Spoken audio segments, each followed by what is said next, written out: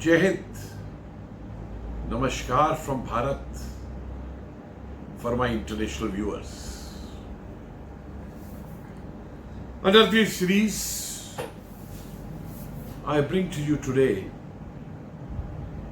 what now we are feeling about Donald Trump. Yes, POTUS, the President of America. But before I go further, let me give you a joke. It's a very old joke, but I have removed one word from there and put Trump's name and added a little more, one or two sentences towards the end. Because I feel personally that this joke aptly describes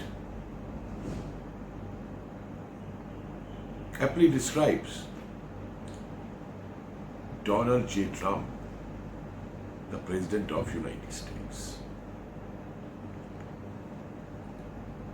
What happened actually that when he went up, maybe now or after 10 years or 15 years or 20 years, God gave him good life. But when he will go up, what will be the scenario there? On his entry, God welcomed him. Welcome, Mr. Donald Trump, the United States President. Supposed to be the most powerful politician in the world. And Trump said, "Good evening, my lord. Where should I go? Where are you placing me?" So God asked him, "Well, where would you like to go? Heaven or hell?" Normally I don't ask people, but since you are the president, you have been the most powerful president, so tell me, where would you go? Now Trump, with his business mind, was very well prepared for this question. He knew that such a question might come. So he said, "Well, my lord, I don't want to go to either of them, hell or heaven." The gods looked surprised. He said, "No, but you have to be placed somewhere as per the regulations." So Trump said, "Well, God, don't place me in heaven, don't place me in hell. Just place me somewhere on the border fence of these two, since they are neighbors. So I like to be on the fence." So God said, "But why?" He said, "My Lord, then I will be able to trade both sides. I can trade in heaven also, I can trade in hell also." God said, "Well, I know you trade. You're an expert in trade. But explain it a little bit." He said, "Look, God, since these are both your domains, so I don't have to apply my mind on any tariff policy, which has made me bonkers. I have to say, I have to retreat, I have to change the percentages and this and that and all. So I've gone crazy. So mine would be at peace there, and I'll do the trade. And secondly, this is to your advantage, because these are both your domains. So your GDP will increase. So this will be very much to your advantage. So now God was puzzled. This has never really happened in the history of hell and heaven, allocating a place to a person on the fence, on the border of both these two. So he asked Trump, sure you will not create any border trouble there, any border problem there, because you've never created it. It has never happened there. Trump said, I assure you, my Lord, so long my trade goes well and I am not in losses, I will not create any trouble. And the advantage is that with me trading there, you don't have to import anything also, either for heaven or for hell. I'll be the supplier. So, well, God said, okay. And he was allotted a place there. So this is it. This is an old Indian joke. But I think this explains well what Trump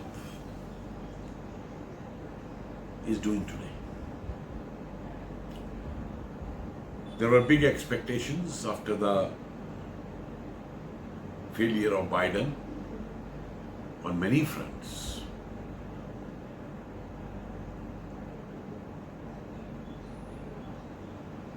So, the people there brought him with a thumping majority. But world over the hopes were there because he was making very loud claims and people believed him that the moment he comes to power, he'll end the Ukraine war. It's a useless war. He will settle the Palestinian issue. He'll settle down China. He will make America more rich. All kinds of promises he was making. And also against terrorism and fanatics. It appeared that he is going to bring about some changes and some drastic steps he would be taking. And when he formed his, team, again, there was a hope. But where does he stand today? Entire world leadership is making a mockery of him. I don't know, yesterday only someone called him that Mickey Mouse has better knowledge than him or something.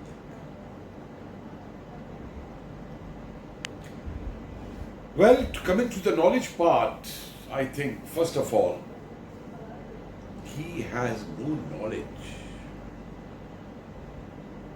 of what fanatic Islam is. What is the psyche of these fanatic terrorist groups?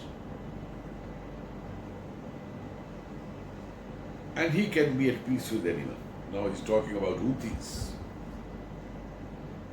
who did much harm to America in the Red Sea.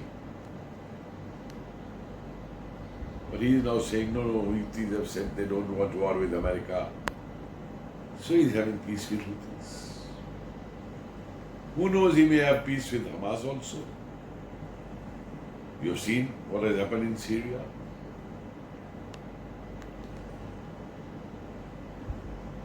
And the worst of it, can you imagine a US president coming out in support of a country, rather I should say a rogue country, Pakistan, which sheltered the most wanted terrorist of US Bin Laden, he was found there. He was being facilitated, he was being sheltered. And the Americans went and killed him there. Doesn't Trump know that this rogue country manufactures, exports, trains, finances these terrorists? In fact, I don't even call them terrorists, I call them Ghazis. The soldiers of Islam who kill, convert, or enslave the Kafirs. We are Kafirs, Christians are Kafirs, anyone, Sikhs Kafirs, Jews Kafirs, everyone Kafir.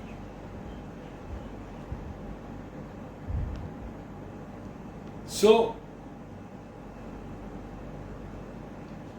he is at ease with them.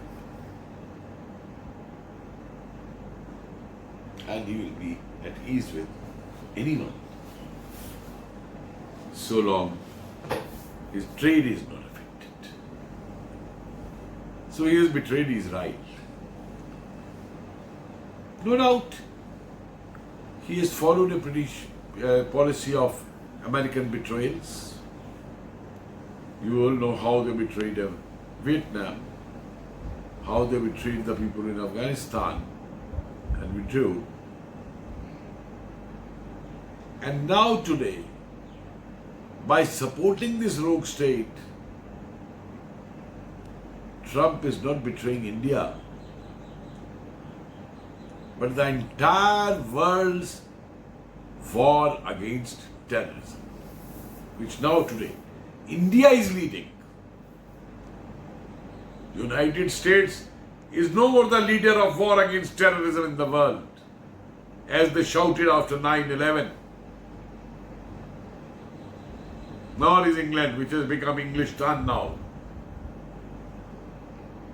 God save England from becoming Englandistan.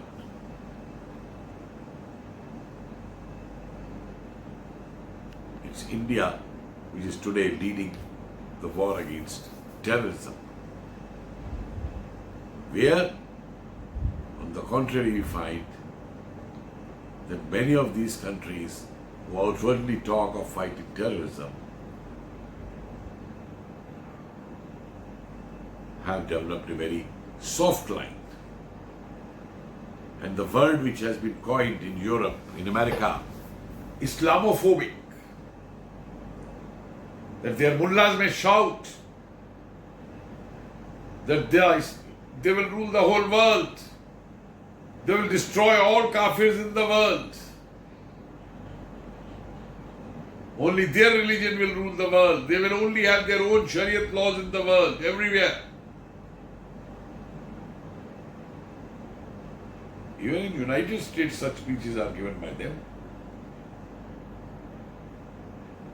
But these don't matter. If anyone who challenges them, who speaks out against them, he is described as Islamophobic. I think he or even Keir Starmer, the UK Prime Minister, are same on this.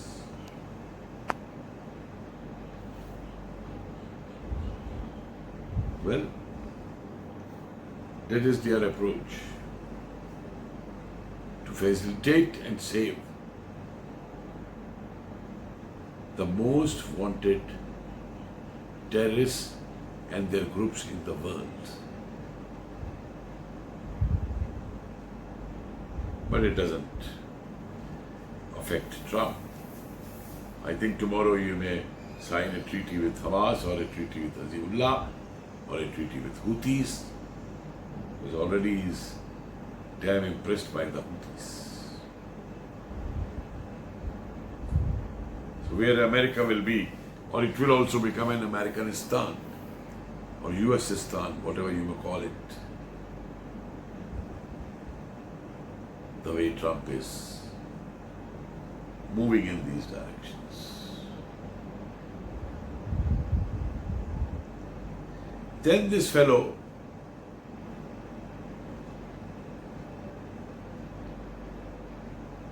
his self-ego his self-pride makes him boast that anything may happen in the world, any corner, he is there to relish it or stop it. So acts as a bulldog of the world.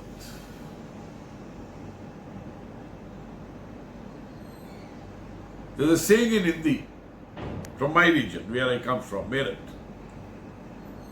तू कौन मैं खाम खा, तू कौन मैं खाम खा. Who are you? तू कौन? I am there. I'm just there uselessly, though I may not be needed. My खाम खा. And this is what Trump is doing everywhere. The way he jumped and boasted to the world that he got the ceasefire done between India and Pakistan. And kept on insisting on that. And then backtracked also.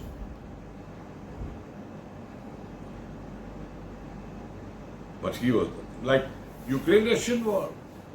He said he'll stop it, he's mediating. Now he says he won't mediate. Same in Israel, Hamas.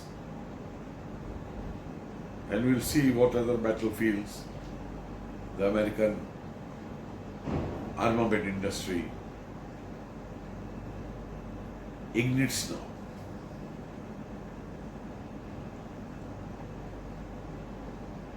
So, this tariff thing of Trump's, well, every leader has to work its own national interests. But this doesn't mean that you go so blind that you forget to respect the national interests of others. And not just interests, even their pride. You've seen how he treated the South African leader in Washington. Not you. But just that.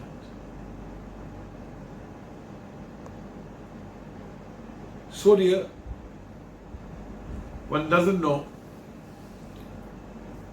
in which direction he is taking US now. And if he only looks at everything from the point of view of trade, let me warn you, that trade has been the sole cause of wars and expansion between those who try to dominate and those who are dominated. The entire colonial exploitation emerged out of trade. So does now the military operations.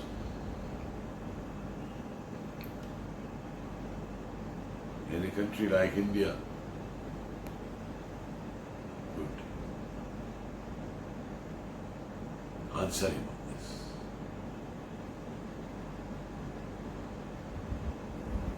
He blocked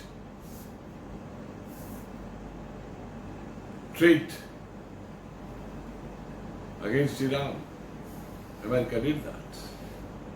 What has happened? They did it against Russia. What happened? Even Jaishankar, our foreign minister, gave a fitting reply there in America only.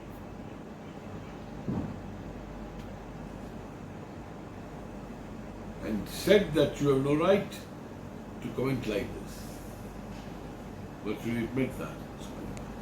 Because he too, like Modi, made fun of Trump's policies.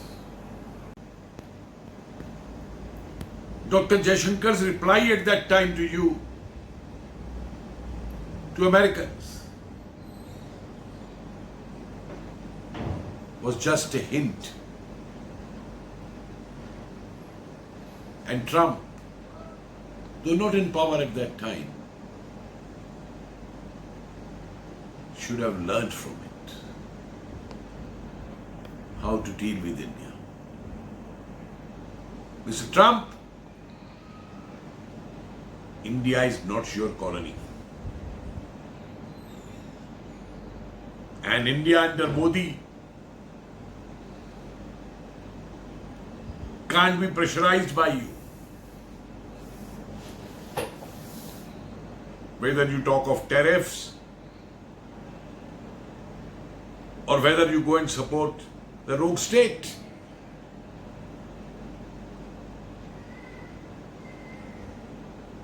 And we have proven that. Let me tell you one thing. You may rate India as the fourth economy in the world. But I tell you, India is already number one economy in the world. India is the richest country in the world. It is again the golden bird. The largest market in the world. What are your markets?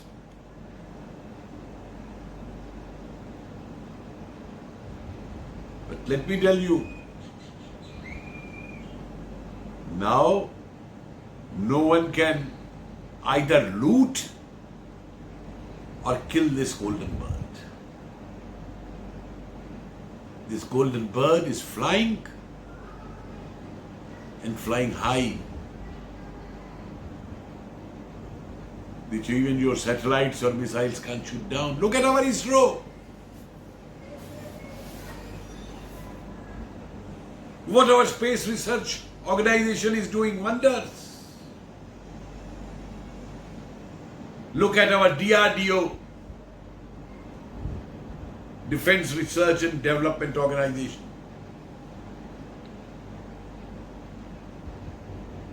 These 3 days mini war, it was just an assault on Pakistan, has proved that. Arm more Pakistan, arm the rogue state. Give him more. Not only F-16s but F-35. You know, the biggest joke in the history of this world Americans done, that you give F-16s to a country and then say these will be used in these conditions, Those rogue jihadis, Ghazis of Pakistan will bother for you, against whom they have to use it. Mr. Trump, US had put these conditions on those Sabre jets and star fighters and Patton tanks also way back, since 1965. They were used against us. But they were blasted also by us. The star fighters and Sabre jets of those days were blasted by our net fighters, old ones. The Canberras did a big job. What we had at that time. And your Patton tanks,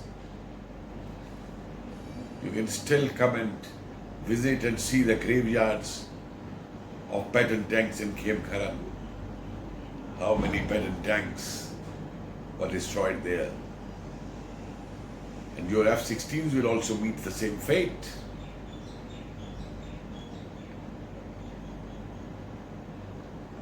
I was wondering what made Trump jump.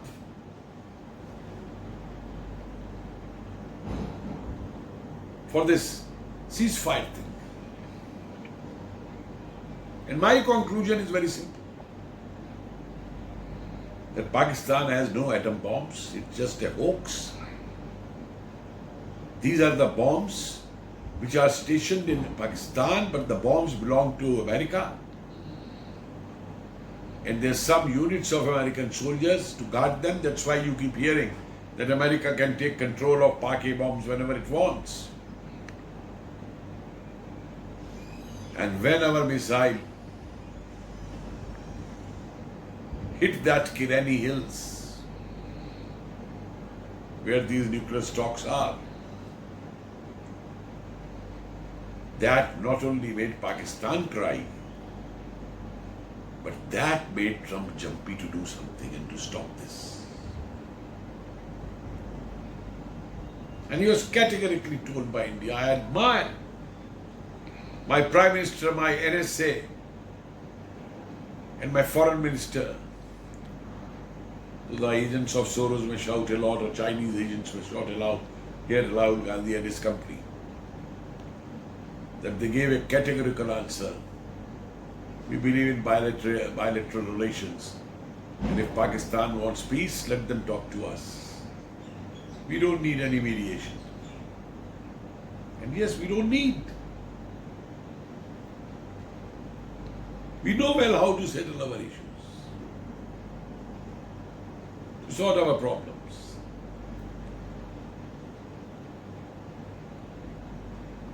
This man has gone so wild. He threatens the Apple company. You should not produce in India. How many companies will you threaten, Trump? Eh? And what Apple has replied to you? They are also businessmen. And they also know where profits lay.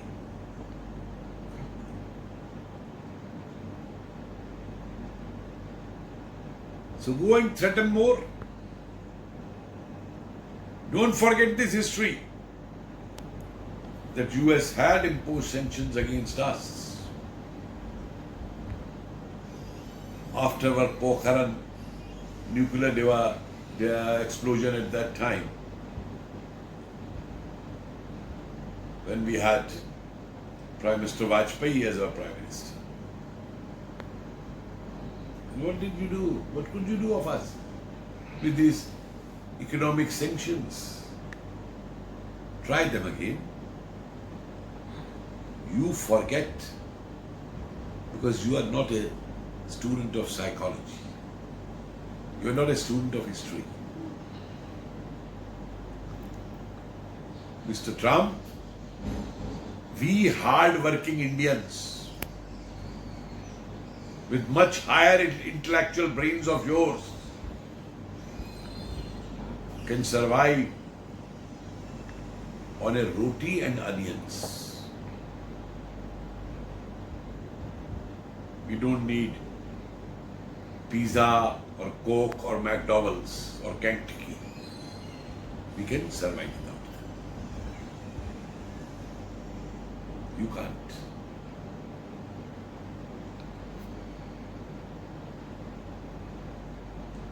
Will you talk? Will you also tell the companies in US to stop employing Indian brains? Try it out. Your 1/3 NASA will be empty. Your hospitals will be empty. Your universities will be empty. And today India is in a position to take them back. We have built our infrastructure and we are moving ahead. So go and threaten NASA not to employ Indian scientists. Go and threaten your hospitals not to employ Indian doctors, Indian nurses. Hey. Which world are you living in? I wish Elon Musk put some wisdom in your brain. So yesterday news is that he is also saying now he'll be away from politics. Because he too, who came all out to support you, seems to be fed up with your jumpy statements and your jumpy nature. Do you stick to any of your statements?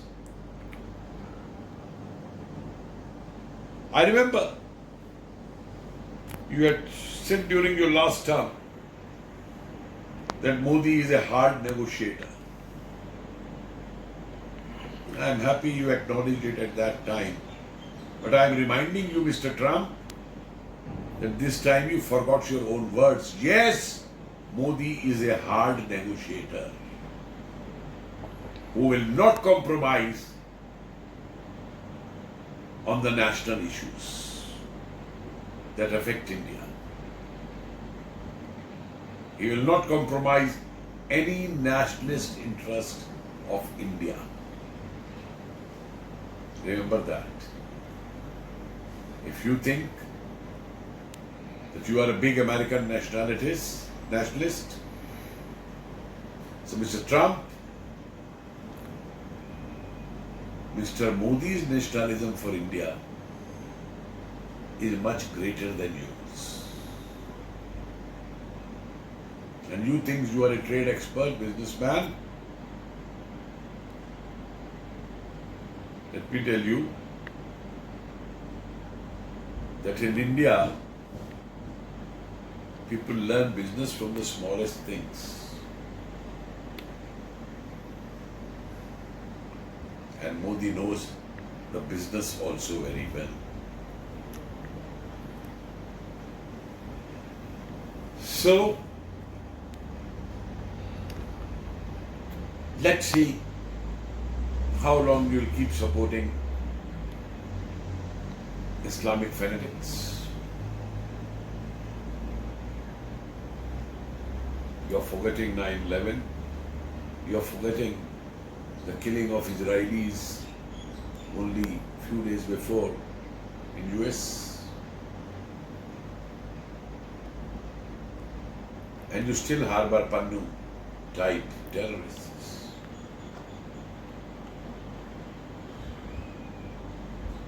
Anyway, India has taken the lead out of your hands for fighting world terrorism world over. And all sensible nations will stand behind India in this. And that's why in international diplomacy also, you are getting isolated. So well, go and invest in Pakistan, help Pakistan, like the IMF and the World Bank are doing. And both these organizations actually do fund terrorism. They are not funding nations. By funding a country like Pakistan, it means it is terrorism, Islamic terrorism, which is being funded. So go and do that. Influence IMF, influence World Bank. Open your aid to Pakistan. As I said, try and give F-35s also to Pakistan. So you and China are rivals. Now China is giving J-35. And why don't you do one thing, Mr. Trump? You declared you will break Chinese economy and this and that. So why don't you start importing donkeys from Pakistan? Offer a better price than China. So the Chinese trade gets affected, Chinese economy gets affected. And you can buy donkeys from, or can ask Americans to buy donkeys from Pakistan.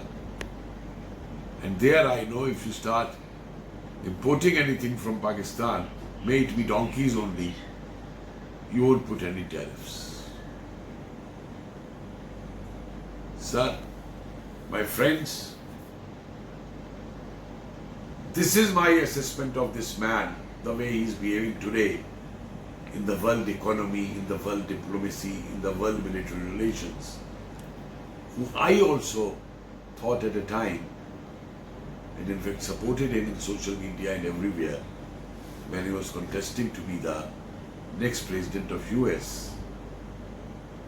I wish the Republicans had a better mind than him. Jai Hind.